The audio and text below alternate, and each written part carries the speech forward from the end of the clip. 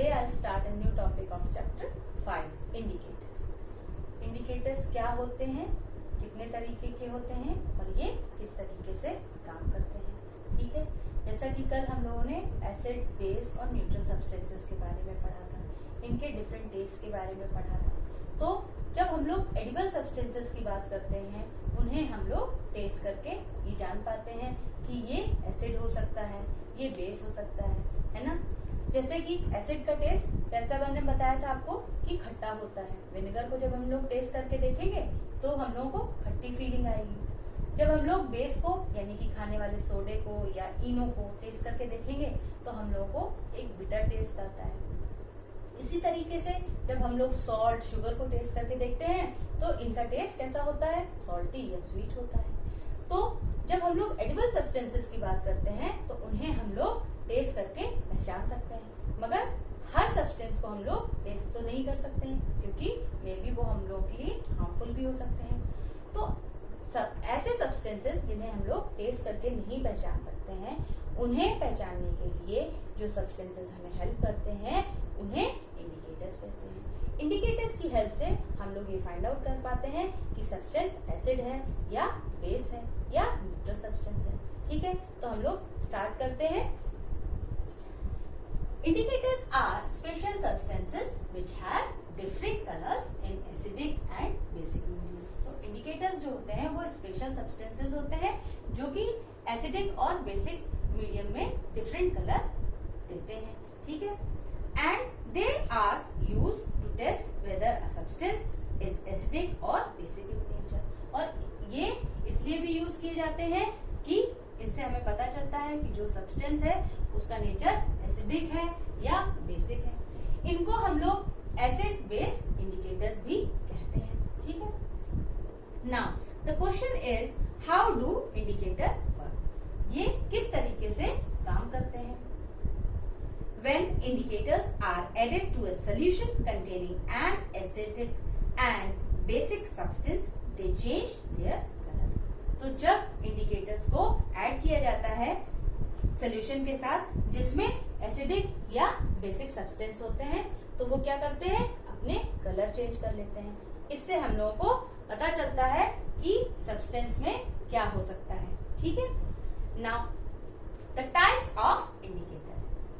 There are two types of indicator, natural indicator और synthetic indicator. दो तरीके के इंडिकेटर्स होते हैं, नेचुरल इंडिकेटर और synthetic indicator. Indicator that are obtained from naturally occurring substances are called natural indicators. तो ऐसे इंडिकेटर्स जो कि नेचुरली अकरिंग सब्सटेंसेस से बनते हैं उन्हें क्या बोलते हैं, नेचुरल इंडिकेटर्स बोलते हैं. ठीक है, and synthetic indicators are made in laboratory. और जो इंडिकेटर्स लेबोरेटरी में बनाए जाते हैं उन्हें सिंथेटिक इंडिकेटर्स बोलते हैं. यहाँ पे हम लोग 3 एग्जाम्पल ले रहे हैं नेचुरल इंडिकेटर्स के, litmus, turmeric and China rose. और सिंथेटिक इंडिकेटर्स में हम लोग 2 एग्जाम्पल्स ले रहे हैं, फिनाफ्थलीन एंड मिथिल ऑरेंज. तो स्टार्ट करते हैं लिटमस के साथ. The most commonly used natural indicator is litmus. It is a dye extracted from lichens. तो ये एक डाई होती है और जो कि लाइकेन से हम लोगों को मिलती है. Lichen is a composite organism. Lichen हम लोगों ने चैप्टर 1 में, अगर आप लोगों को ध्यान है तो लाइकेन हम लोगों ने पढ़ा है. कंपोजिट ऑर्गेनिजम्स होते हैं, इसमें फंजाई और एल्गी सिम्बायोसिस रिलेशनशिप में होते हैं. ठीक है, अब क्या होता है कि the solution of litmus in distilled water is mauve या पर्पल इन कलर. तो जो सोल्यूशन होता है लिटमस का वो डिस्टिल्ड वाटर में किस कलर का होता है, मोव या पर्पल कलर का होता है. This solution is called neutral litmus solution. और ये जो मोव या पर्पल कलर का सोल्यूशन जो डिस्टिल्ड वाटर के साथ मिलता है हम लोग को, इसको क्या बोलते हैं, न्यूट्रल सोल्यूशन बोलते हैं. जब न्यूट्रल सोल्यूशन हम लोग एसिड में डालते हैं, लिटमस का न्यूट्रल सोल्यूशन हम लोग एसिड के साथ ऐड करते हैं तो वो किस कलर का हो जाता है, रेड कलर का हो जाता है. और इसी तरीके से जब हम लोग न्यूट्रल सोल्यूशन को हम लोग बेस के साथ ऐड करते हैं तो ये ब्लू कलर देता है। ठीक है, अच्छा, अब यही न्यूट्रल सोल्यूशन अगर हम लोग न्यूट्रल सब्सटेंस के सोल्यूशन के साथ ऐड करते हैं तो कोई भी कलर नहीं देता है, यानी कि जो हमारा कलर होता है न्यूट्रल लिटमस का वो वैसे ही रहता है जैसा कि होता है, यानी कि there is no colour change. ठीक है, नाउ जो लिटमस होता है, litmus solution is available in the laboratory in the form of red litmus solution and blue litmus solution. Laboratory में लिटमस का जो सोल्यूशन होता है वो हमें दो कलर का मिलता है, red litmus solution and blue litmus solution.